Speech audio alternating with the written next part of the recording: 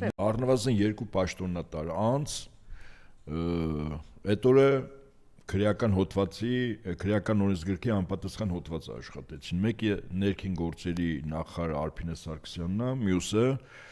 Հեցի ժամանակավոր կառավարիչ հայտնի մականունով Ռոմանոս Պետրոսյանը։ Գիգանտը։ Ուրեմն ինչու՞մն է խնդիրը։ Ցուցակներում բարձում է մարդկանց բնակարանների վրա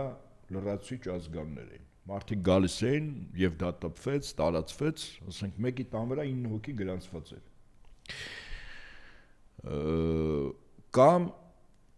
մարդիկ գալիս էին, որոնց հարազատները այստեղ չէին, մի տիկին խոսեց, որի ամուսինը մահացել էր վաղուց, 2 տղաները գտնում են Ռուսաստանի Դաշնությունում։ Կինը գալիս է որ քվեարկի, մեկ էլ տեսնում է որ ամուսնու ազգանունը նախ կա, ամուսինը այն աշխարհից քվեարկել է արդեն, եւ 2 տղաները Ռուսաստանից արդեն Հիմա սա ինչու մասն է խոսում։ Նախ այդ ցուցակների հավաստիությունը, որ ամբողջովին ներքին գործերի նախարարությունով անցնում։ Այստեղ արձանագրենք, որ ակնհայտ է, դա հանձնաժողովի անդամները չէ, որ ավելացրել են, այդպիսի ցուցակներ եկել է, այդպիսի ցուցակները տպվել է։ Այսինքն ներքին գործերի նախարարությունը ընտրական գործընթացների վրա ակնհայտ խախտումներով ունեցել է մասնակցություն։ Տիկին Արփինե Սարգսյանը ականջին օղանի, եթե մտածում է, որ այս բաները անցնելու է մոռացվելու, ինքը խիստ սխալվում է։ Եվ կապ չունի ինքը վեդի է վերադառնալու, թե Վաշինգտոն է գնալու, միևնույն է հետ է բերվելու։ Եվ նույնիսկ չի օգնի իրեն իր այլ կապերը։ Հիմա երկրորդը Ռոմանոս Պետրոսյանի հետ կապված։ Եթե իշխանություն կոչվեցյալները վստահ էին, կոնկրետ Արգիշտի Մեխակյանը վստահ էր, որ հաղթանակը աներկբա իրանն է լինելու, հարց։ Եթե Նիկոլը իր վրա վստահ է։ Նիկոլին թողենք էլի։ Եթե իբր թե քո վրա վստահ էր, էլի Նիկոլ։ Հիմա թողենք, Նիկոլին կասնենք։ Եթե վստահ էին, օրինակ հարց, այդ վերջի 2 ժամվա ընթացքում ընտանատեղամասերում եւ հարակից բնակավայրում շենքերի հոսանքները ինչու անջատվեցին։ Փաստա չէ որ անջատվել են։ Եվ այդ անջատումը ակնհայտ է, չէ՞ ինչի համար, եւ ով կարող է տալ։ Այդտեղ թիմ 1 պատասխանատուն Հեցի ժամանակավոր պաշտոնակատար Ռոմանոս Պետրոսյանն է։ Գալու է, այս մարդիկ երգելու են, Ռոմանոս Պետրոսյանն էլ է երգելու։ Ոչ էլ իրան կօգնի Չինարի գյուղը, սալերը, ընդեղից էլ բերել կտանք։ Կամ Եվրոպաները, որտեղ միտեղ ճողոպրեն։ Եվ ինքը երգելու է, թե ում հանձնարարությունն է կատարել, որ ընտրատեղամասերում, որտեղից վերևից հանձնարարականները հոսանքները անջատել։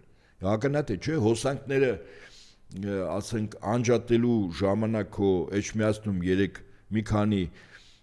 արեմեցյան գրանտների տարիներ շարունակ նստած գրանտների վրա մի քանի մարդիկ այդ մթության մեջ սեքսով չէին զբաղվելու ընտրատեղամասերում։ Ակնհայտ է, չէ՞ որ անջատել են լցոնումների համար։ Ահա։ Ինձ օրինակ մտերիմներից մեկ հարցեց, բա այդ լցոնումները, բա ստորագրությունները, ասենք 100 հատ լցոնում են անում։ Դի 100 մարդ ընտրի, չէ՞, ստորագրի։ Մարդիկ գալիս են իրենց տեղ արդեն ստորագրել էին։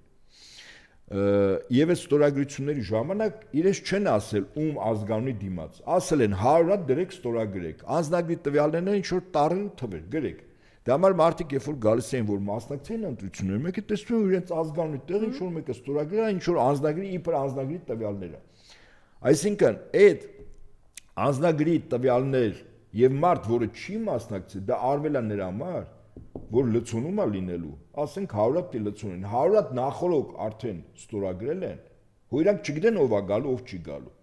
Դրել են 100 հոգու տեղ, ասենք։ Էդ էլ արդեն ընտրական հանձնաժողովի նախագահներն են երկելու։ Չէ, այդ կինը համարձակություն ուներ, բան, ասեց, ես ինչ եք արել։ Իսկ դուք ինչ գիտեք, որ շատերը եկել են, սուս տեսել են եւ գնացել են այդպես է, կամ շատ տեղերում եղել է չեն նկարահանել, բան չեն արել։ Այսինքն այդպիսի քանի դեպքեր կարող են գիտել։ Ես օրինակ 3 էջ միացնում եմ, երբ որ այդ տեղեկատվությունը լրահոսում հայտնվեց, ես իմ ծանոթներից մի քանիսին ասի, որ քանի որ այստեղ ինչպես ասում են նա ուռա ստորագրել են, մարդիկ գալիս են տեսնում են իրենց տեղը քվեարկել են։ Սա ինչի համար է արվում։ Արվելու է լցոնում։ Եվ այն քանակը, որը ստորագրել են, այդ քանակի լցոնում, ասի լցոնումն արելու են հոսանքի անջատելու ժամանակ։ Ահավասիկ այդպես էլ եղավ։ Հիմա սա իրականությունն է, այսինքն առնվազն մի քանի ընտրական հանձնաժողովի ղեկավարներ պատասխանատու եւ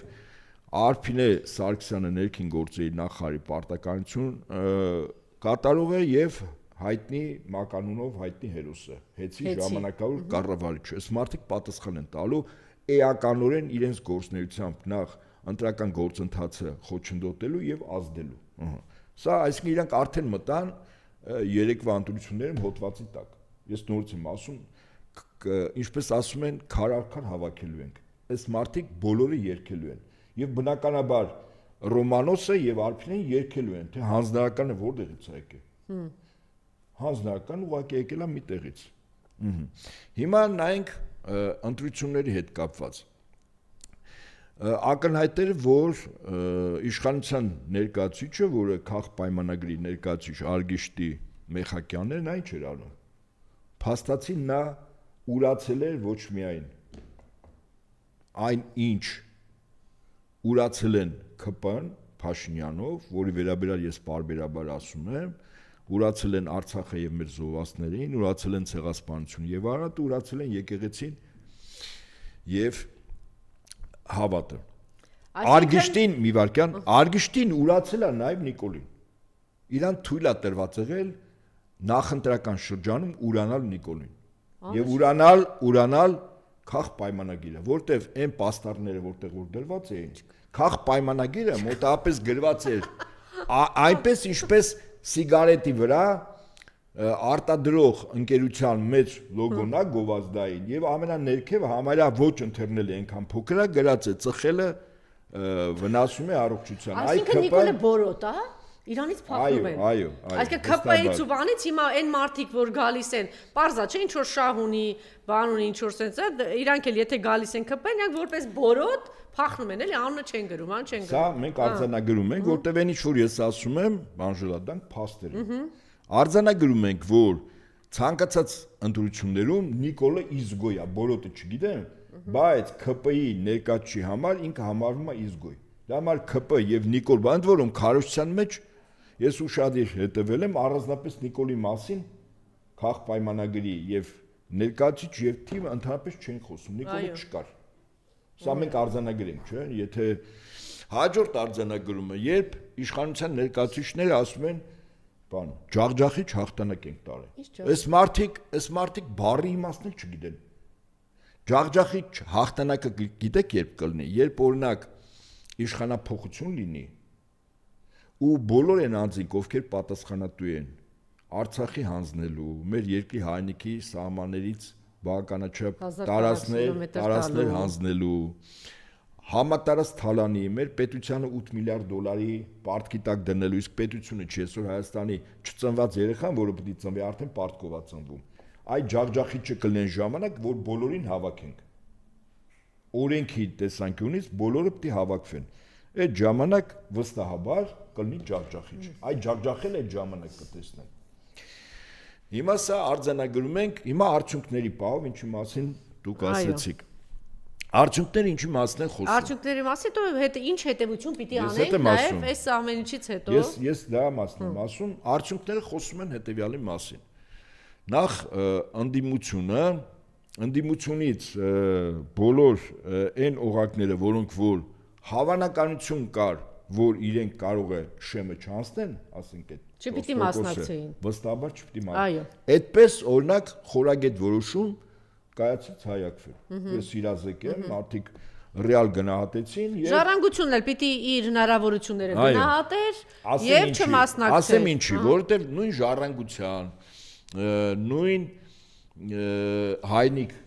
կուսակցության, հա, նույն եւս այնտեղ ինչ որ ճակատ կար, համահայկական ճակատ, այո, այս ձայները դրանք իշխանությունների ձայները չէին, վստահաբար։ Ահա։ Իշխանությունը փաստացի 3 սյան վրա էր, քաղ պայմանագիր, առաջինը, երկրորդը հանրապետություն կուսակցություն, Իրանը ջախջախիչ էր։ Երրորդը, հա, այդտեղ ջախջախվեց։ Եվ ծպտյալ է դեմոկրատ, ազատ դեմոկրատների տեխնացուն, որ ասեց, ես ոչ ես եմ, ոչ են եմ, բան եմ, ասենք պարզա, չէ, իրանք նույն թիմից են։ Հասկանալի է։ Ուրեմն մենք արձանագրենք, Մնացած ձայները անդիմության ձայներն են։ Այո։ Եթե մենք ուշադրություն դարձնենք, ապա համամասնությունը, եթե ձայները չփոշիացվի, այնպես չլինի, ինչպես հիմա է։ Եվ դեռ հարցեր իշխանությունը կանցնել, այսքան կեղծիքներով հանդերձ, հա։ Սա արձանագրում ենք։ Հիմա հաջորդ արձանագրումը։ Հաջորդ արձանագրումը հետևյալն է։ Իսկապես ես համակարծիք եմ, որ ծանր իրավիճակներում սովորաբար երկրի ժողովուրդները դա միայն հայերին չի վերաբերում, ցանկացած երկրում։ Իրենք նայում են ուժեղ անհատականության։ Օրինակ, առաջին համաշխարհային պատերազմից հետո, պարտությունից հետո, երբ Գերմանիան բավական լուրջ կորուստներ էր ունեցել,